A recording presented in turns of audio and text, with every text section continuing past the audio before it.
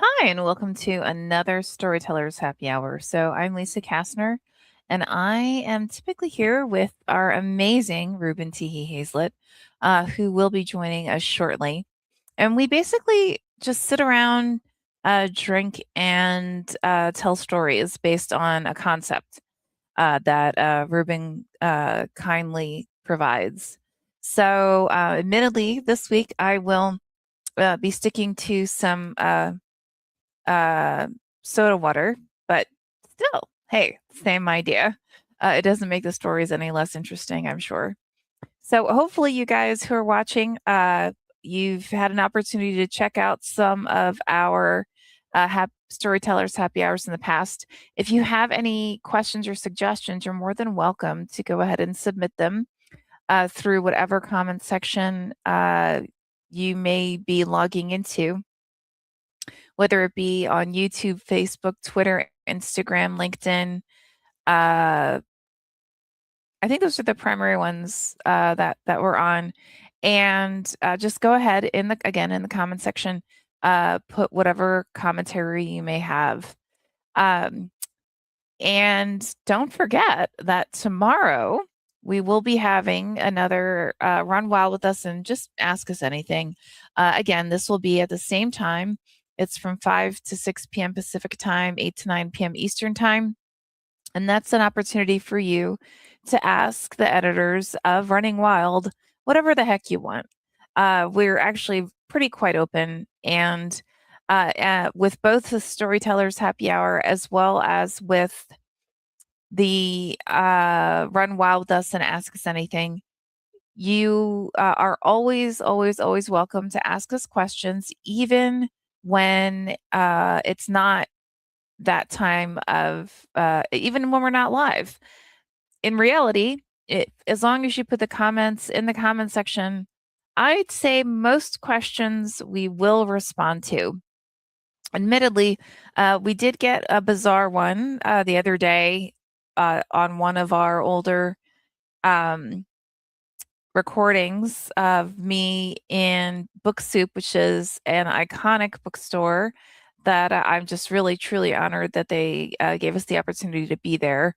And the question, let's just say it had less to do with anything around stories or writing or books, and had a bit of an let's say, erotic feel to the question. So I will not be responding to that, although I'm sure as I get older, I will find those more and more intriguing. But right now, I'm not sure my husband would appreciate it. So, with that said, again, you are more than welcome to ask us whatever questions you may have in either one of the Storytellers Happy Hour or in Run Wild with Us and Ask Us Anything.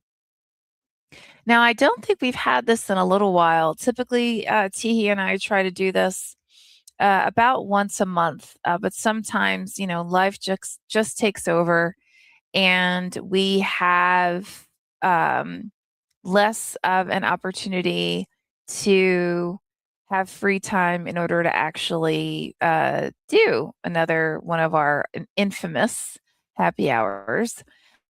So it's always just truly a pleasure when we actually have the chance to do so. Now, for those who are in the San Diego, Los Angeles area, I actually am going to be at San Diego Comic Con next week at the time of our typical Storytellers Happy Hour, or rather, Ask Us Anything. So because of that, that just basically means that we're not going to be able to have another Run Wild with Us and Ask Us Anything next week. I'm actually going to be in the midst of a book signing at that time. So, again, my deepest, sincerest apologies now. Uh, just, giving you that heads up that we won't be having our Ask Us Anything next month. So with that, we don't seem to have Teehee yet. So he must be having technical difficulties. Let me check and see. Oh, weird. Um, He's saying he's actually in StreamYard. I don't see him anywhere. So I think what I am going to have to do is I am going to have to resend to him the link to StreamYard. We have this challenge every once in a while. StreamYard can be a little finicky at times. So let me send him the link again. This may take a minute. My laptop's a little bit slow today. And so we can get him online. Sorry for the delay, guys.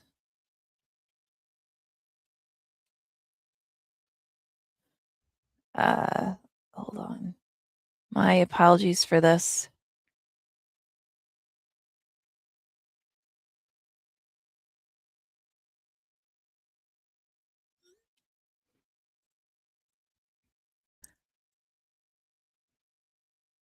And let's see. So hopefully, well, I was gonna say, hopefully we'll come back with some kind of, tremendous stories, but I think we're actually pretty good based on the feedback that we've gotten so far um, at providing at least some form of entertainment. So um, I'm just oh, I think he's on. Yes, yay! Cool, awesome. So sorry about Hello. that. Sometimes StreamYard's like finicky, and so my apologies for that. But awesome to see you. Are you in are Yay! Yay! Are you in the throes of the heat like we are in California or yeah. Yes. Yeah. Oh boy. We are let's see here. Let me check the temperature app and see what it says now. Oof. 88 degrees, but the feels like is 100. Oh boy. Oh my. So you've got some serious humidity going on. And a dew point of 79 degrees. Oh. Oh 80 my. degree dew point is oppressive, and that's when they were like, you should really be like hydrating and staying indoors at Mhm, 80. We're mhm. at 79. Wow. Okay. Yeah, we're at So the stay inside, keep your air on, stay hydrated. And it's basically saying to do that all through like tomorrow evening, minimally. So yeah, it's been cray. whoa. Mm-hmm. Yeah. This woo. Well, I feel like last summer down here in Puerto Vallarta, the Mm-hmm. last summer was like the first time that it was really hard for me, where I was like, this is a A level lot. of heat and humidity that like is really challenging to like move through. Mm-hmm. And this summer feels exactly the same. Oh no. Yeah, it's funny when we first moved to Los Angeles, like I went like the first 2 years it wasn't bad. Like it was the kind of like Los Angeles summers I remembered from when I was a kid. Which is closer to like San Diego's, where like you might hit the low 80s, you don't really get into the 90s. There's absolutely no humidity, all that. And then like bling, all of a sudden it just everything turned into like I'm like, this is like a New Jersey summer. Like in Jersey is where you get the like high humidity and the reason, but it's you get the feels like in the like hundreds. So I'm like, Yeah. this is just weird. And then like our thing down here is the worst months for humidity are actually August and September. So it's Mhm. like it's July and it's bad, but we have not even gone through the worst of it yet. Oh wow. Yeah. When does When does Puerto Vallarta's summers end officially? So yeah, the like nerdy because I've been listening to a lot of what is it, the NPR science podcast Oh, today, mm-hmm, shortwave. hmm hmm So I'm all like science nerd now. So we only have two seasons. We have wet season and dry season, or rainy Oh, season and dry season. okay. So rainy season ends in like end of September, early October. Okay. Um, and that's when the humidity goes away. The temperature hmm stays about the same down here year round, but it's just the Oh. humidity hikes up, and then all the hmm rain comes, and then the humidity will calm down. And it's really weird down here because it's like in the span of like 3 or 4 days, all the hmm humidity goes away. mm. So it's like almost like a light switch where you're like, okay, like this weekend is like drastically different than last weekend when I was almost dying. And now Wow. suddenly it's perfect. Oh, wow. Oh, wow. Wild. That's crazy. Yeah. And the dry season lasts until about now, until about June, July. Okay. From October to about June Oh is the dry boy. season. Yeah. Got it. Oh my gosh. So you're just getting into it.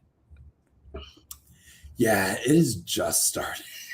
Wow. Oh my goodness. I Oh, have a towel to wipe the sweat off of me, despite got the it. fact that I'm in air conditioning, Oh, wow. but I'm still sweating. Well, humidity will do that. Like, yeah, Yeah. seriously. Hmm Because like, and I'm in the guest bedroom of my apartment. hmm The door like leads to our like rooftop terrace. There's little Ooh. like cracks in the frame. So even if the door is Oh. fully shut, like the heat and the humidity are still coming in Mm. regardless. Usually I do this in my living room, which has no AC, which is why I've Oh, moved to the AC. got it. Got it. Understood. Yeah. Yeah, Yeah, but and still, similarly, I mean, we live in a historic home in University City section of Los Angeles. So there is no such thing as square. Like yeah, every floor, every doorway, like everything has some like little something going on. So you just kind of like get used to it, I guess. Yeah. that is true of my apartment. There are no real right angles Mm, anywhere. They look close, but if you look at them closer, you're like, that's yeah. not. And it's like, and then like you get paranoid, like, oh my God, was there like an earthquake and the house shifted or something? Like, can I actually close my door? And it's like, oh no, my door closes fine. It's just not square. There is Was no it 90-degree angle. a week or so ago? The humidity was still really bad. I went out on my front balcony Mhm. because there's something wrong with our water heater. So like even like during the day, I'm not going to take a hot shower, but in the morning, I need a hot shower. So I was like, I Mm, got to figure out this water heater. But the humidity had like expanded the wooden door so much that I like couldn't open it. mm. And I was like, oh, Wow. Oh my like God, I that remember is those days. that's intense. You're like, this door is a different shape today because it's humid. Wow. Oh my goodness, that's seriously intense. Yeah. Also Europe during I've been hearing on the news, Europe is Mhm. having a tough time with the summer. Oh, okay. Wow. Oh, yeah. I heard that my husband in Germany alone, like 90s, hundreds easily. Yeah. And a lot of those old buildings don't have air conditioning because they weren't built with air Mm-mm. conditioning in mind. Exactly. Yeah. Yeah. Yeah, it's really bad. Ooh. Well, yay, we're here for our storytelling Yay! happy hour. Yay! And we've I already was gotten some racking. love, so that's always good. Yes, yes. I was racking my brain for a prompt, but I think I came up Mm, with a prompt, maybe. And if not, okay, maybe I have a backup prompt. okay. Um, but the prompt is to tell a story about a favorite bar that is no longer open. Oh wow. um, how about a favorite bar that you just can't go to anymore? Like it's not near you. That will work. Okay. Okay.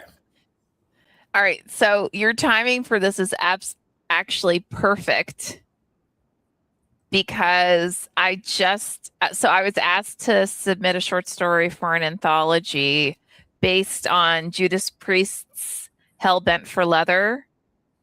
The title of the well, what some might call iconic like speed metal, right? So um and I don't know why I could not get out of my head the idea of um like the main character going to a bar and like someone daring her to like a vodka shot uh like contest. So whoever can down the most vodka shots wins. And she totally this is not by the way the end of the story, but she basically out drinks him and is like, this like leather clad like hellion, right? And she's like, she completely out drinks him and is like, all right, where's my $50? And he's like, he gives her the finger and reveals that he's a werewolf because his finger is a claw, right? Ooh. And I based all that, believe it or not, on although I said it in the like the small town nearby Keene University, I actually said it in I got the concept from I used to live in Center City, Philadelphia, and I lived near Rittenhouse Square. So what I would do is for a little while I worked in the suburbs, um, like Malvern, Pennsylvania. Anyone from Philly will be like, okay, I know what you're talking about. But then I also for like a year I worked out of New York City, and I would take the train to New York City because it's only like a 90-minute train ride to and from work. And there were so many times I was just too effing tired to actually like make food. So what I would do is when I would go home, I would like drop off whatever, I might take a quick shower, might not, and then I would go either to there. I had like three favorite bars in the Rittenhouse Square area, to the point where like I would just walk in and they were like, Lisa.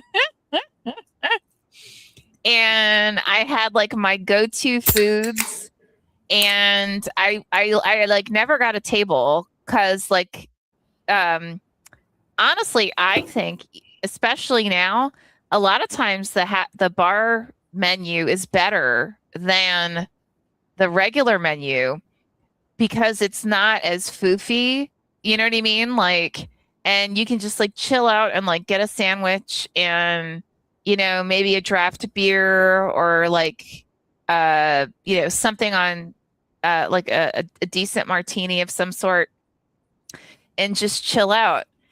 And, not, I never, no one ever dared me to, like a vodka shut off, right? But I did have times where guys would come and sit next to me and um, would like just keep buying me drinks to the point where it was evident that they thought they were going to get something in return. And Mm. I eventually would reveal, like, I'm probably old enough to be your mother, just so you know. Like, like this is probably not a good idea on your part. But oftentimes, the it would never get to that point because the bartenders I knew made it very clear that they knew me. So as soon as, somebody started being a little more, let's just say, inappropriate, a little more inappropriate, the bartender would like jump in, kind of like, yeah, okay, yeah, your tabs, you're cut off, right? Like you've had too much, that kind of thing. But I really like the concept of, you almost get like a family feeling with Yeah. the people who work at the bar and the people like who work in the restaurant, and some of the regulars, because you're there even just like 2-3 times, they get to know you. And you know so you all kind of start looking out for one another, and so I actually use that as part of the story, if that makes sense. I always, whenever I move to a new town, the first bar that remembers my name and remembers the kind of beer I drink so I don't Hmm. have to order, I'm just Hmm. like, you've got my loyalty. Like, you know me now. I'm coming here all the time. Hmm. Like, it's hard to find that. It's funny. And you know this, like, we Airbnb out a couple of suites in our house. And I've had several people who've stayed with us comment, how central we are, because we're like a 20-minute drive to everywhere. Hollywood, Beverly Hills, I mean, downtown Burbank, you name it. Like at any place that anyone wants to go to, we're 20 minutes, a half hour. And two, they're shocked because we do have a couple of bars near us and a couple of restaurants near us that you can walk in, and like it feels like from the minute you walk in, like you're home. Mhm. And that is, to your point, that is so hard to find. Yeah. And it's like, you got to hold on to it. All right. Yeah. So, my bar, it's closed. It was in Brooklyn. Okay. And I loved this bar. It had like the nice like wooden bar with like, it's all been like glazed over, however you glaze wood. Hmm. But like a nice long bar. It had an awesome outdoor patio area with a giant tree. Because Oh, like, cool. as a cigarette smoker, the outside is important too. They didn't serve food though, but Mm.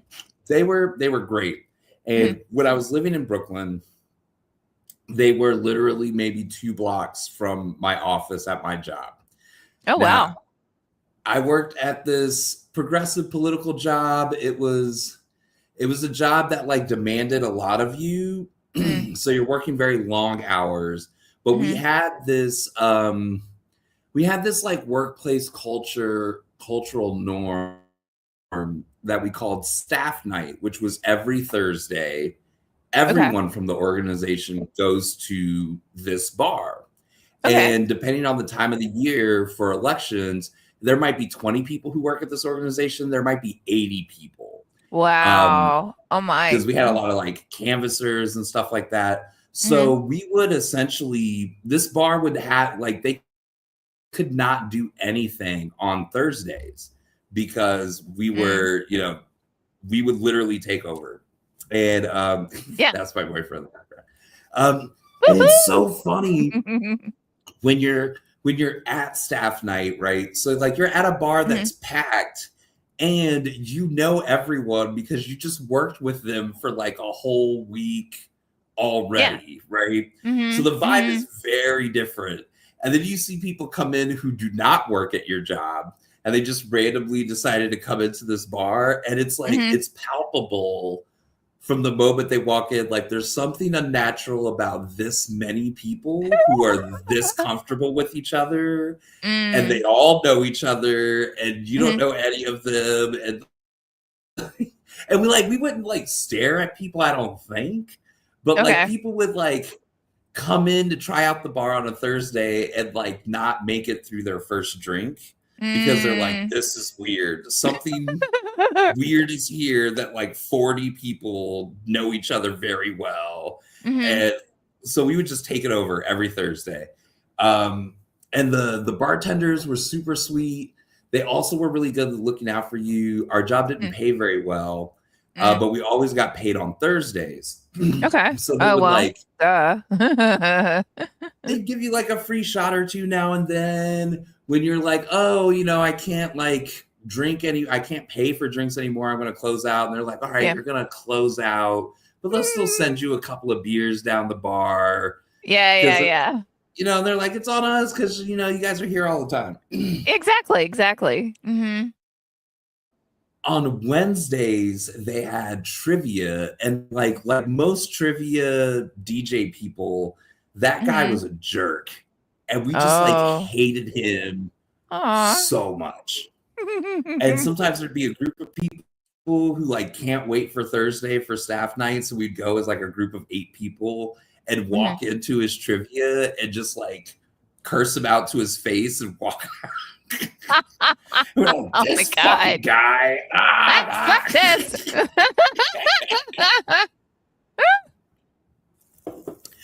The other fun thing is the organization was good enough, nice enough to us that they would cater staff night if there was enough of Mm. us there. So Oh, if there was wow. like about 20, 30 people, they'd buy like 10 Domino's pizzas and have Oh, it okay. sent to the bar. Okay. Um, yeah. And that's cool because it's like it hits at the right time when you're drunk enough Yeah, yeah. where you're like, damn, I really need some food. And then you're like, free food. But the few times that somebody who did not work at our organization, and we would know because we're Mhm. almost like 90% of the people there Mhm. work there when it's a Thursday, right? But there'd always be some dude who would sneak up and like, oh, let me grab a slice. We're like, I'm sorry, stranger. Like, who are you? Did you think you could blend in with a group of 40 people who know each other really well? No, you cannot. Wow. That's awesome. And then it closed.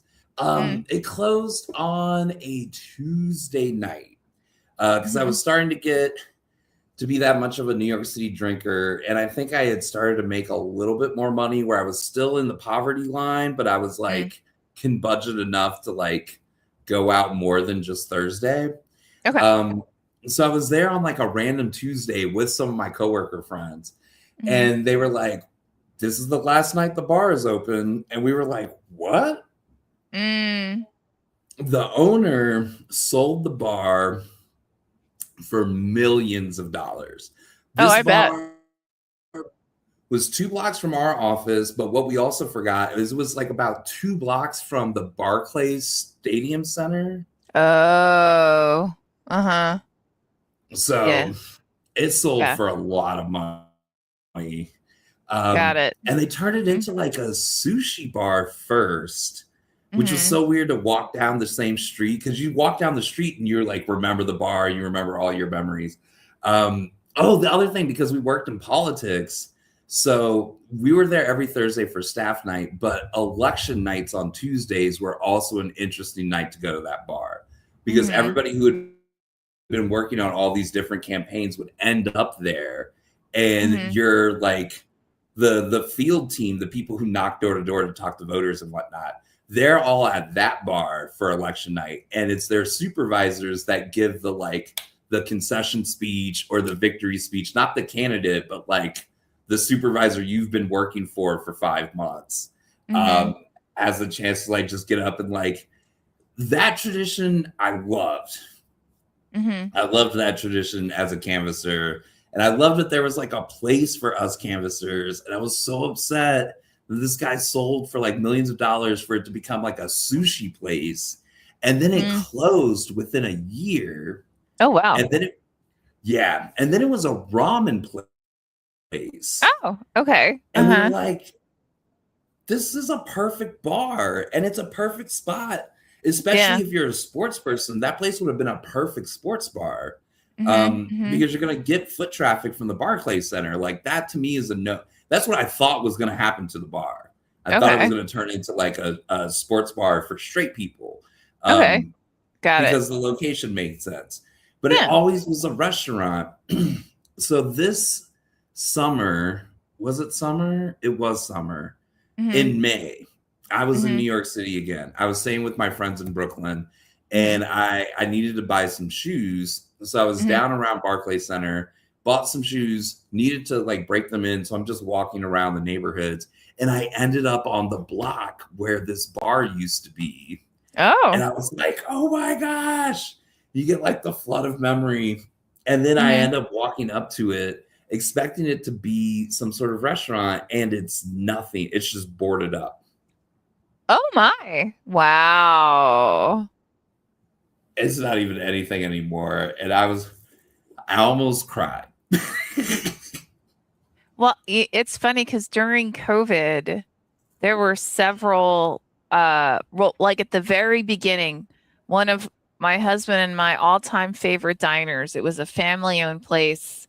You could get like the best, uh, like pancakes and like an omelet because they sold breakfasts, like 24/7. I love breakfast And all day. I know, right? And we would like that was like our go-to, like, especially on weekends, like we would have to hit it up, right? At least once a week.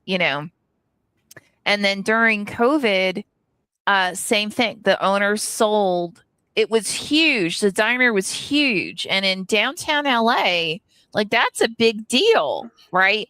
So, because they own the diner and they also own the parking lot next door, because the parking lot was associated with the diner.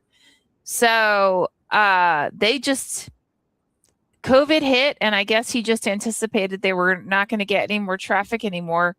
Sold it all, and it became a shopping mall. Like they just completely tore it down, and it now, mind you, it's getting, it still gets all the, you because we live near USC and Mount St. Mary's University, and I think there's another university nearby. So, it's still getting all the, college student foot traffic. But like there's another restaurant we used to go to that closed. Uh, well, a friend of mine and I used to go to. It's near her house that closed, and all the owners would tell us is that the people who owned the property or own the shopping mall that it's in are suing them for like millions of dollars. And I thought, I bet you they didn't pay their rent. And it turns out that's exactly what happened. So now, in all fairness, I don't know how many people are familiar with this, but especially in like big cities, what happened during COVID is a lot of the owners of properties, either they'd sell it, right? Or if it was a retail space, they'd basically overnight double the rent because they were losing money on other properties. So they would double the rent on the properties that actually had That were businesses in actually it. paying rent. Exactly. And in Mm-hmm. some cases, they were doing it to because they needed the money, and in other cases, they did it because they knew that these guys, there's no way they could pay it. Mm-hmm. So it was a way to try and get out of the lease faster.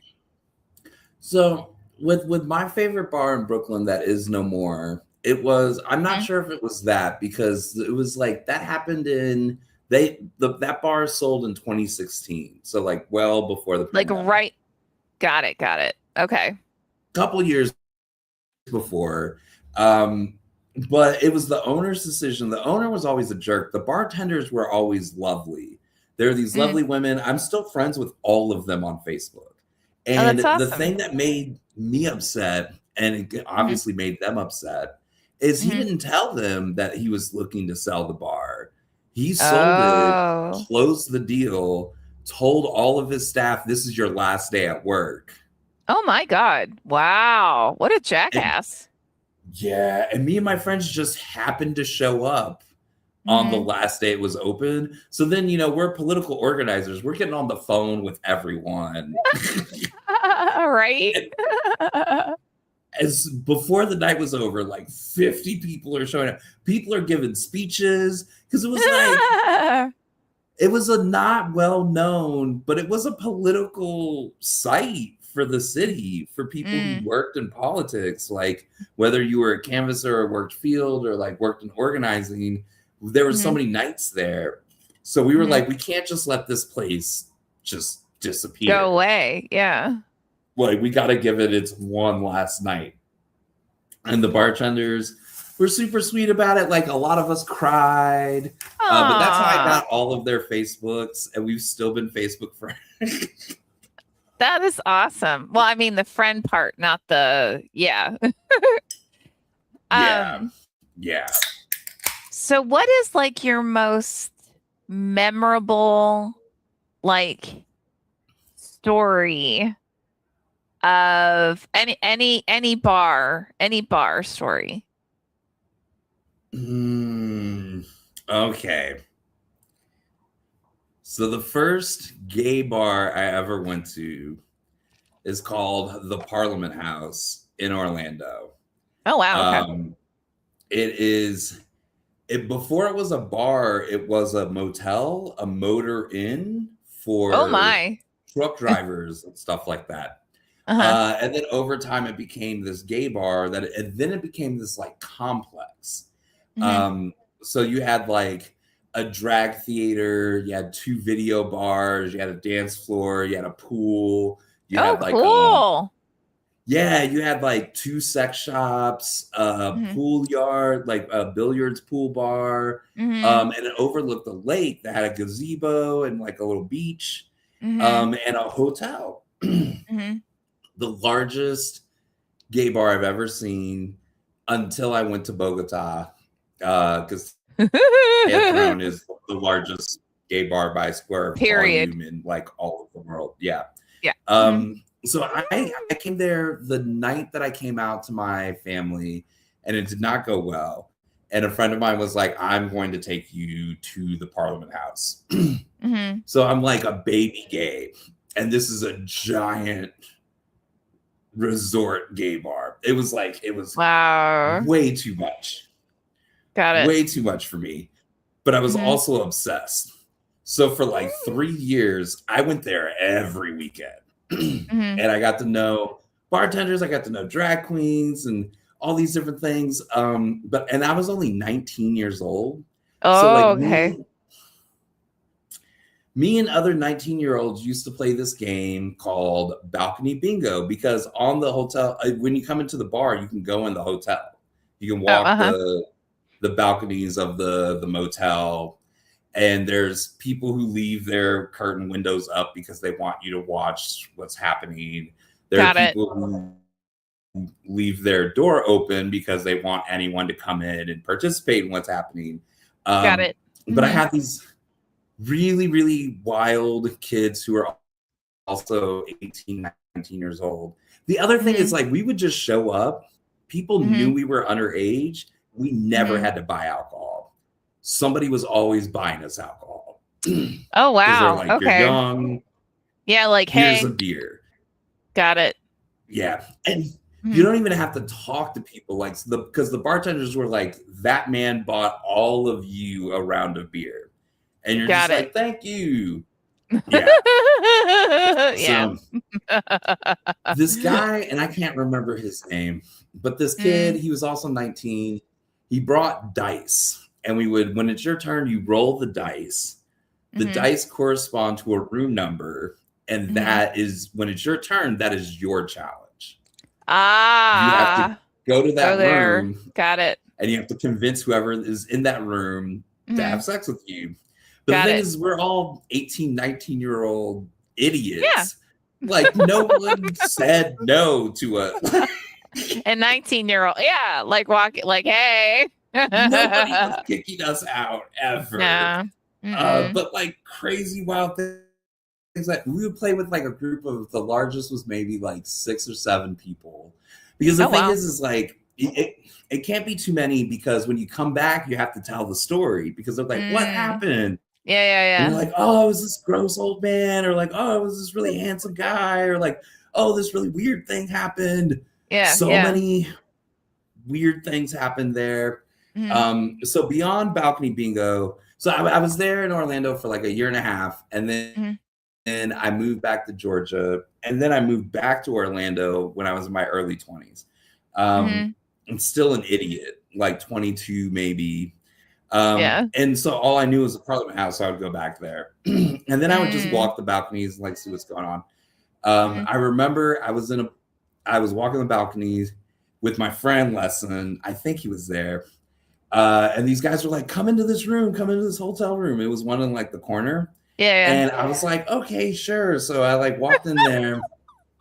They hand me a beer, and we're like drinking, and we're watching what definitely looks like porn on the television, and like kind of like an intense like BDSM bondage Ah, in intensity thing got it. happening. Mhm. And these guys are like, so what do you think about that? And I'm like, oh, that's not really my scene. And somebody What do you laughs, think about and they're that? like, don't turn around.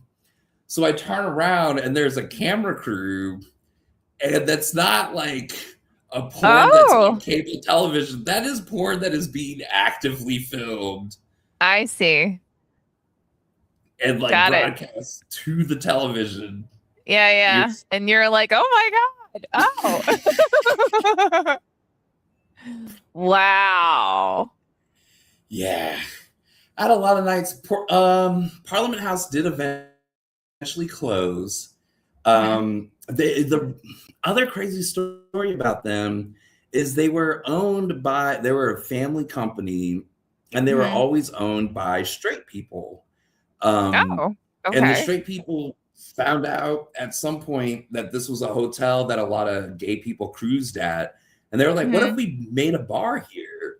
And like this straight family, the bar had been there since it started being a bar in the 50s, okay. and it closed in the early 2000s. So it was around for 50 years. So this Mhm, bar would pass down through through this heterosexual family. And mhm. these kids would grow up knowing that their family runs basically like a giant gay resort. And they're Oh, like, wow. this too shall be yours. Okay. But and they felt like good stewards of the community. The few times I Mhm, met the family that owned it, they just like mhm, it was crazy. They used to host big like the Florida drag queen competition, like the biggest one, the mhm, Florida female impersonator competition was always like mhm. hosted there. I saw Cyndi Lauper perform there. Oh, fun. Okay. Sure, why not? Yeah, it was wild. And then it Mm. closed down. I don't know how it closed down. Um, it went I into mean, they had to have receivership. had. Sorry, go ahead. Oh yeah, no. I'm curious what you think, because I have theories. They had to have had police in their pockets because there's no way, like, who must have frequented it and politicians who must have frequented it, because otherwise they would have been minimally rated a couple of times. Do you know what I mean? Like, yeah. Yeah, Hmm. yeah. Also, the amount of drugs that I saw as just an innocent bystander that like Ah, yeah, yeah. went No, no, through no. I get it. there, that I'm Hmm. like, they were definitely paying off the police, but they went Oh, yeah. bankrupt somehow. Oh, they just didn't pay their taxes then. That's all. I'd Oh, make you a bet. yeah. Hmm. I think Hmm. because they also were expanding and trying to buy up property around the lake that they were on, which had a gazebo that a lot of sex happened in, and Ah. people would just like watch. Hmm. Um, yeah, people, me, sometimes I was through whatever, it's all fine. But Yeah, yeah. they also had set up like a timeshare Hmm. along the lake, so people could buy like their vacation home, not on the property, but right next to the property, and then if Ah, it's and then like just family go vacation. freaking it. Yeah, yeah. Got it. Okay. Yeah, Got it. but Uh, somehow that all fell apart. Parliament House exists now without the same family, but just name only in downtown Orlando as like a mm. nightclub that is gay friendly, but not very gay attended Oh, okay. Interesting. because I it's feel not in the like I'm gay like, part of town. okay. Okay, okay. Yeah, I was gonna say I feel like I'm like out of it because like I remember when every city had like a gay section and had like, you know, like there was like the straight section and the gay section, and I feel like because I've lived in cities now, like because I was in Center City, Philadelphia, and now I'm obviously in downtown LA. Like everything's so blended now that there's not as much of a like it was almost like you could feel the like this is where the street ends. Boom, right? Like it Yeah. is that now it's all straight people, right? For me, it Like was like, it always felt like you were like crossing into like the gay world, the queer world, because everywhere is the got it. straight world. And then you Yeah. have this little pocket of town, which is never where anyone wants to go anyway, right? Like it's always kind Mm-hmm. of like off the beaten path or industrial or like, it has a Mm-hmm. bad history or whatever. And then you like Mm-hmm. cross over into that because like for me, my friend Lesson, a lot of my friends at the time in Orlando, like the Mm-hmm. drive to get there, you had to drive to the really bad part of town to get to Oh, this got it. mega oasis. And there's Mm-hmm. there's something about crossing that line, that like imaginary line, and Mm-hmm. like now you're in this gay space that is safe-ish. Um Stuff happened. Now A that lot good and bad stuff happened there. yeah. But for the fact for it to be in downtown Orlando now as just a Mm-hmm. nightclub with a dance floor amongst Mm-hmm. all the other straight nightclubs is Mm-hmm. like I miss it. I miss the separatism of like this is for the gays. Got it. Yeah, And yeah. I mean, yeah. there's still like pockets where there's like, a restaurant or a bar that is clearly like we're all like gay people who are very overtly gay, right? Will hang out, but it's not Yeah. like it used to be where it was clearly like here are a couple of blocks and like if you're gay friendly, like I've always I guess been considered gay friendly, like it's okay for you to be here. We're acknowledging you're not gay, so we're not going to invite you to a lot of shit, but you're not like this isn't your town kind of, if that makes sense. You know what I mean? I don't know if that And made it's any not like sense, but you're part of the problem because like right. at the Yeah. Parliament House, there would be straight women who would show up sometimes with friends of the gay people have straight friends, right? So Yeah. like straight people who would show up who are like allies and stuff, and you're like, that's totally fine. Um, and And it that was was much it. more so with women, yeah, Yeah, that's true. than it is with like the men. Because another thing that happened at the Parliament House often in like 2002, 2003, where like Hmm. the redneck guys would show up with baseball bats in their Oh like my. pickup truck and like Oh, jump out right in front of the bar and just wail on gay holy people. shit. And Oh like wow. I have witnessed it numerous times Oh because, wow. I guess they knew this was the space where all the gay people were. Right. But I still missed us having our space. Hmm. And a couple of times I saw a lot of gay people jump in their cars and drive those motherfuckers down and beat them down. I would, well, they earned it. I'm Good just for you. saying. Right? Exactly. Y- Exactly. Yeah, I was Exactly. definitely like the gay friendly, like that night I just happened to be hanging out with a bunch of friends who were gay or bi, and they were like, "Oh my god, I have this favorite bar," and I was like, "Okay, yeah, sure, like I'm down, whatever, Um, I don't, well, at least that I don't think any were more like Parliament. They were more, like mainstream with like a DJ of some sort or multiple DJs, like that kind of thing. Um, but There are yeah, very few places that were like Parliament in the United yeah, States. There's one in Oklahoma, and okay, there was one that I think was in the South, but not Florida, not Georgia. I want to okay, maybe like it New was Orleans. Tennessee. Okay, okay. No. Wow. Um Really? Tennessee? Oh my God. And you I guys lived? think Because for Tennessee, real.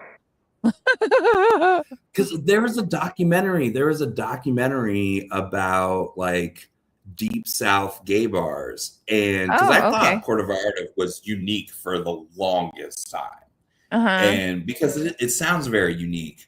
But Hmm. then I watched this documentary and I was like, wait, I'm pretty sure that place was Tennessee.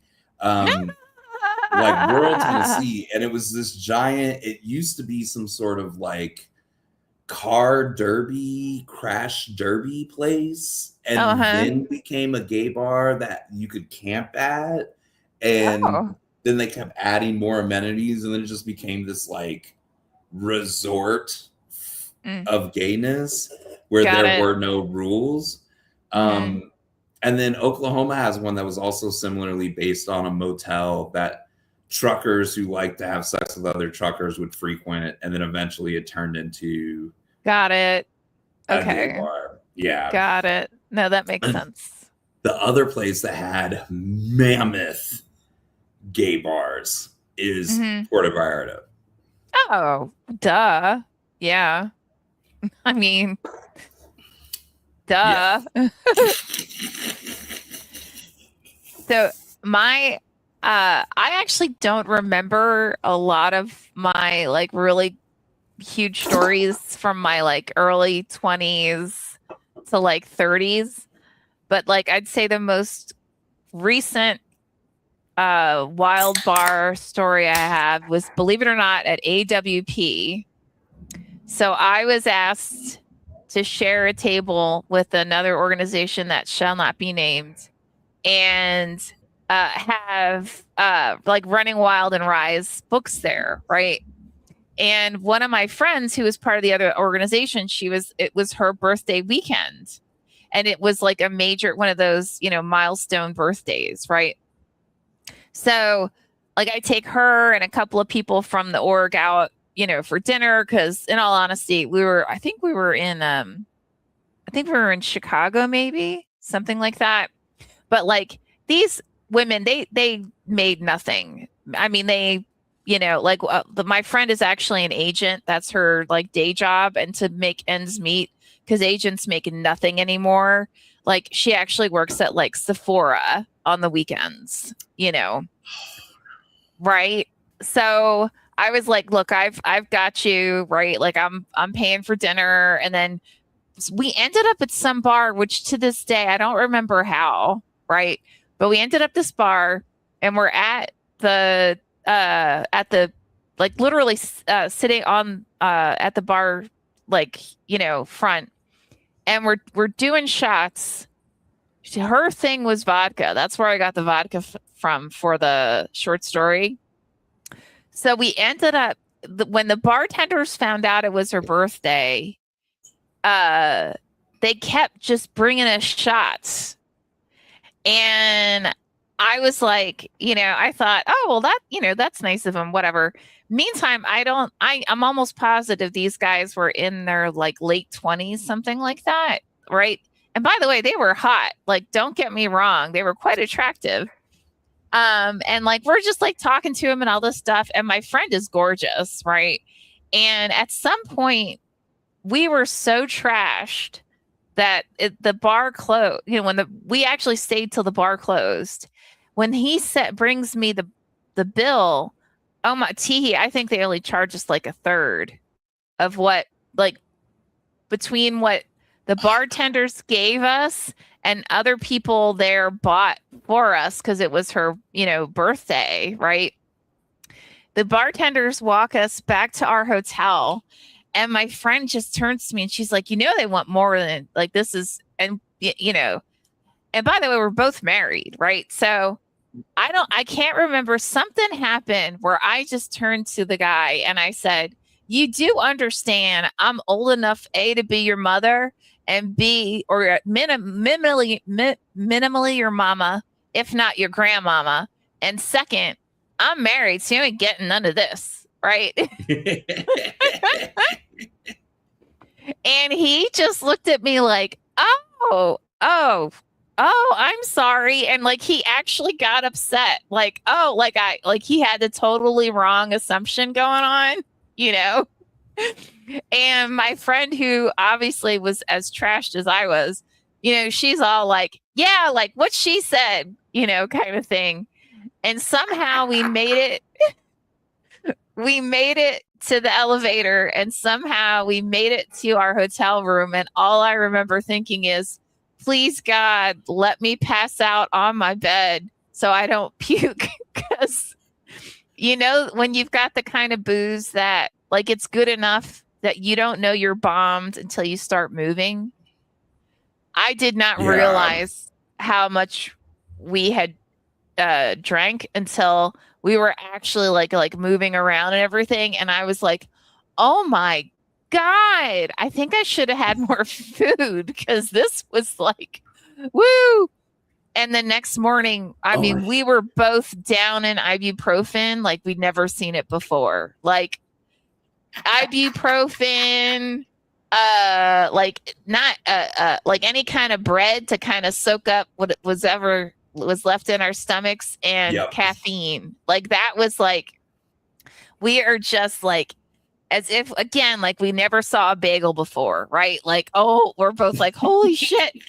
And mind you, we still had to man our table at AWP the next day. No. And we Oh ended up no. right next to Yale Writers Conference. Yale Writers was right the table next to us. And that was one of the writers workshops I went to all the time. So I knew these guys. So like I wouldn't make eye contact because I thought, I don't know that I can say a complete sentence right now. And knowing them, they'll want to talk. Oh my God. I have one last very recent story about the last time I got really messed up, which Okay, all right, was go. last week in the city of Tequila in I was gonna Jalisco, go which is the there. It birthplace better of be tequila. tequila. Yes. Tequila is good. It is a pocket universe where you can drink tequila all day and not be hungover the next day somehow, Oh which is my. dangerous. Yeah. Me and my boyfriend get there for our anniversary. First day, we went on 2 tequila tours, and they're just like doing the tequila tasting. So like you're just taking shots and you're drinking out of these beautiful like indigenous clay pots. You're just like drinking tequila out of those as well as doing shots, and Yeah. it's just wild. And then the night comes and we're like, oh, we want to go to a bar, so we get in the Uber and we're like, we want to go to a bar. And these people are like, well, we know a place that's kind of far outside of town, but it's really fun. And our dumbasses, because we've been drinking tequila all day, are like, sure, let's Wow. go there. We were supposed to go someplace else. So we're driving in pitch black night through the mountains. We have no idea where we're going. And in the middle of nowhere, there's this giant bar called Gueros. Gueros means white person or white boy. And we're like, okay. And Sure. they have like what looks like a box office, which is where you order your tequila drink, and then they go and they make it. They do a big show, and then there's places to drink, and then there's a band. There's like a Oh. 6-piece mariachi band that's just playing. Mhm. And Luis was like, I want them to play a certain song. And he's like, where's my money? He goes, gives them money. And he's like, I want to play a certain song. It's my favorite song. And they play it for us. We're like, yay. And like the singer is like, you guys don't just seem like friends. And we're like, oh, no. We're here on our anniversary. And they're like, great, we're going to have another song for you. Like, I was so scared. I was in the middle of nowhere in Mexico. At a place called surrounded White by Boy. all these cowboys. At a place called White Boys. And they clocked me and my boyfriend. And I was like, we're going to die. But instead, they played really sweet romantic music. And at the end, they got everyone in the bar to chant, kiss, kiss, kiss. Aww. And then we kissed, and then everyone cheered.